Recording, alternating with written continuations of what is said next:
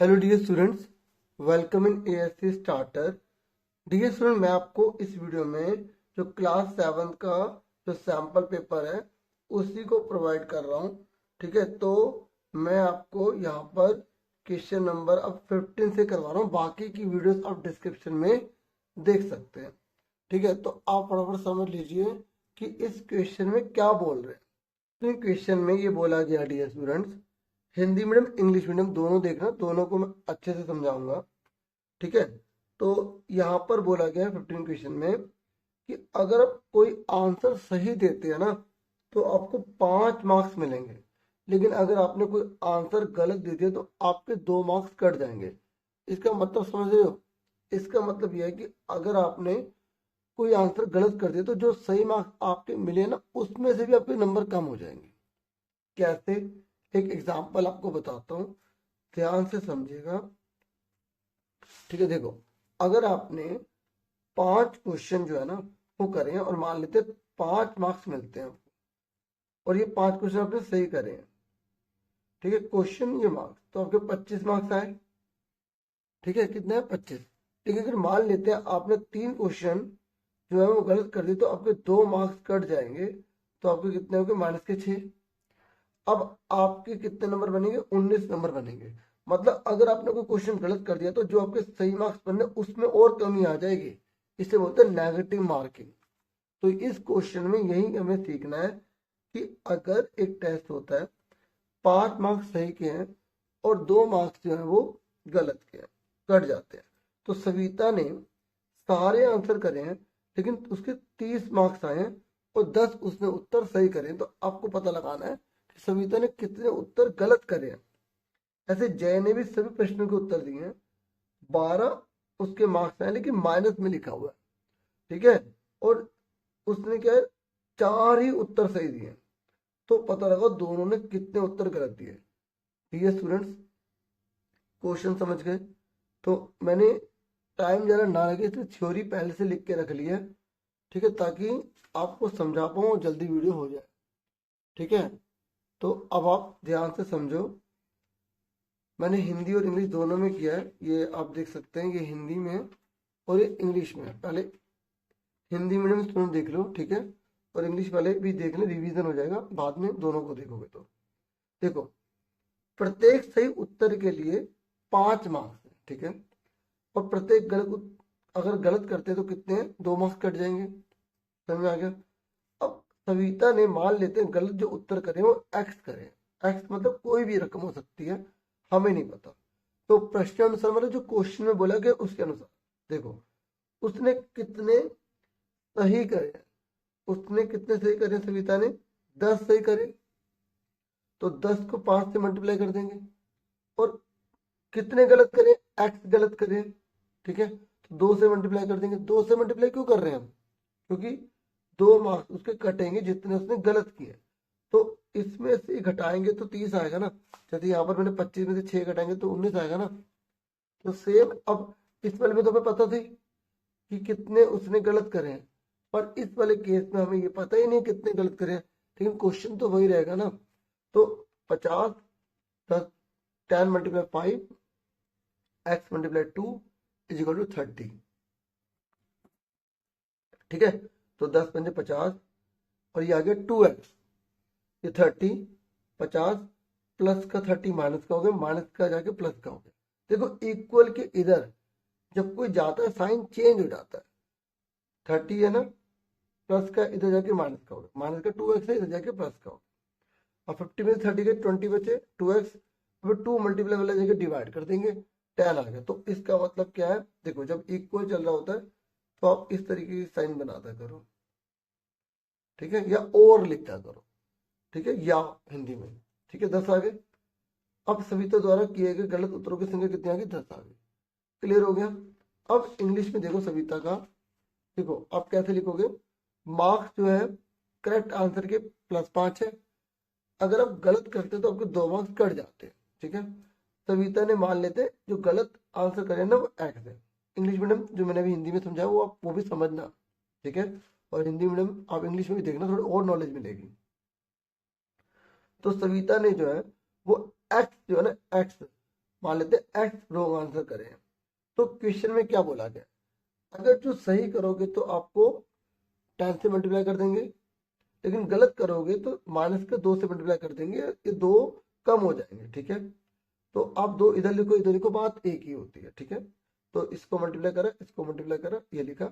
अब देखो ये 30 प्लस का इधर जाके माइनस का हो गया, माइनस का 2x जाके प्लस का हो जाएगा, 50 में 30 के 20, 2x, तो 2 इधर जाके डिवाइड हो जाएगा तो 10 आ गया। तो सविता ने कितने आंसर गलत करे हैं, 10।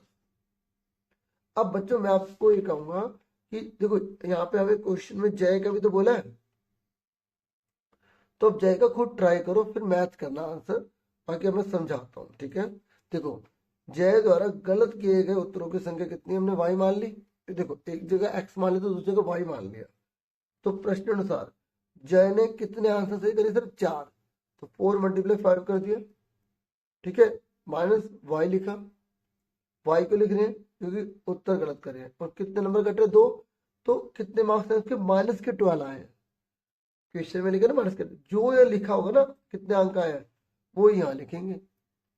ठीक है, और 4 5 20, ये आ गया 2y, ये आ गया -12, -12 जाके हो गया प्लस का। देखो माइनस वाला प्लस होता है ना, क्योंकि प्लस वाला जब माइनस होगा तो माइनस वाला प्लस होगा ना। और -2 इधर जाके प्लस का 2 है। पता है हम क्यों कर रहे हैं, कॉन्स्टेंट एक तरफ रखते हैं, वेरिएबल एक तरफ रखते हैं। तो कितना होगा 32, ये मल्टीप्लाई वाला 2 डिवाइड, तो 32 को 2 से डिवाइड करा तो कितना आ गया हमारा, 16 आ गया। और हमने लिख दिया कि जय द्वारा गलत किए गए उत्तरों की संख्या 16। 16 आंसर उसने गलत करे हैं। आप अच्छे से पढ़ लो, आपको कोई गलत नहीं जाना चाहिए बच्चों। ठीक है, अब इंग्लिश में देख लो कि जय ने मान ले अटेम्प्ट करे हैं आंसर y। ठीक है, मैं अलग अलग वीडियो भी बना सकता था इंग्लिश हिंदी, लेकिन इससे क्या होगा अगर दोनों इकट्ठी बना रहे तो आपको डबल नॉलेज मिल जाएगी, थोड़ा एक्सपीरियंस हो जाएगा। और ठीक है, और तो रॉन्ग आंसर जो है ना जय ने y करे। ठीक है, तो 5 4 से कितना होगा 20, क्योंकि 5 जो है ना 5 मार्क्स जो है वो मिलेंगे। उसने 4 ही क्वेश्चन करे थे, अब ये पता नहीं उसने कितने गलत करे थे, हमने y मान लिया, वेरिएबल मान लेते हैं क्योंकि हम इसमें x ऑलरेडी मान चुके हैं, इसलिए हमने y। आप p भी मान सकते हो, z भी मान सकते हो, कुछ भी मान सकते हो। तो वही आ गया -12, -12 जाके क्या हो गया प्लस का, -2y प्लस का, तो कितना होगा 32, मल्टीप्लाई बाय 2 जाके डिवाइड, तो इसको डिवाइड करें तो 16 आ गया। तो जय अटेम्प्ट 16 रॉन्ग आंसर, तो उसने 16 रॉन्ग आंसर अटेम्प्ट करे। ठीक है, अब आप आ जाओ 16 क्वेश्चन पे। यहाँ बोला गया है कि एक रेक्टेंगल है, उसकी आपको ना देखो एक रेक्टेंगल है, उसकी आपको लेंथ भी दे रखी है और ब्रेथ भी दे रखी है। कह रहे इसका एरिया निकालो। तो रेक्टेंगल का एरिया का फॉर्मूला क्या होता है, क्या होता है, लेंथ इनटू ब्रेथ। तो बस ये तो बहुत सिंपल है, इसको हम फटाफट कर देंगे। देखो ध्यान, देखो आपको ब्लू से लिखना। ठीक है, अब देखो तो इसका आंसर, आयत की लंबाई कितनी है 71 सेंटीमीटर। तो हमने लिख दिया आयत की लंबाई कितनी 71 सेंटीमीटर। देखो हिंदी वाले हिंदी में लिखेंगे आयत की लंबाई 71 सेंटीमीटर, इंग्लिश वाले लिखेंगे length of rectangle is equal to 71 centimetre. देखो ये मैंने 2 बार नहीं लिखा, हिंदी वाले हिंदी में, इंग्लिश वाले इंग्लिश में, मैथ तो मैथ ही रहेगी। ऐसी आयत की चौड़ाई कितनी तरीके 2.5, ब्रेथ ऑफ रेक्टेंगल 2.5। फिर हमें क्या निकालना है, एरिया ऑफ रेक्टेंगल। देखो रेक्टेंगल इस प्रकार से होता है। ठीक है, तो रेक्टेंगल का जो एरिया हमें निकालना है उसका फॉर्मूला क्या होता है, लेंथ मल्टीप्लाई ब्रेथ। हिंदी में क्या होता है, लंबाई आयत का क्षेत्रफल। ठीक है, आप लिखेंगे आयत का क्षेत्रफल बराबर लंबाई गुणा में चौड़ाई। और इंग्लिश में area of rectangle length into breadth.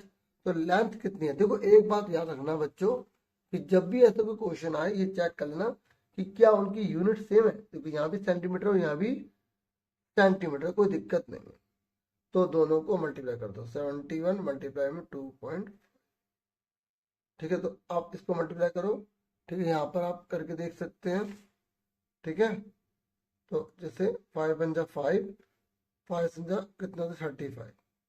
ठीक है, मल्टीप्लाई लगाया, 2 1 जा 2, 2 7 जा 14, 5 आ गया या 7 आ गया, या आपका 7 आ गया, यहाँ पे 1 आ गया, तो 1775.1 के बाद लगा तो 0.1 के बाद लगा दिया। देखो मैं खुद मल्टीप्लाई करके भी दिखा रहा हूँ ताकि आपको और अच्छे से एक्सपीरियंस मिल सके। ठीक है, क्लियर हो गया। चलो अब उसके बाद हमसे नेक्स्ट क्वेश्चन पूछा गया है कि एक ना रेगुलर पॉलीगन है, पता है रेगुलर पॉलीगन किसे कहते हैं, जिसकी साइड और एंगल बराबर होते हैं।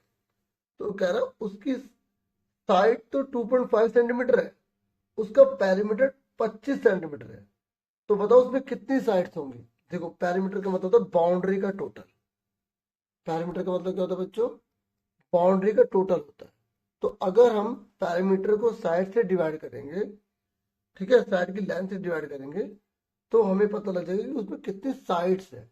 ठीक है, हमें साइड की लेंथ दे रखी है, एक साइड की लेंथ दे रखी है और टोटल पेरीमीटर दे रखा है।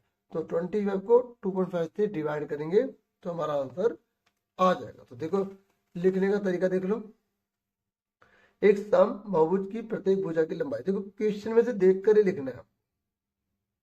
ये देखो ये पूरा क्वेश्चन में से देख के लिखना है। और फिर बहुभुज का परिमाप, the parameter of the polygon, बहुभुज का परिमाप।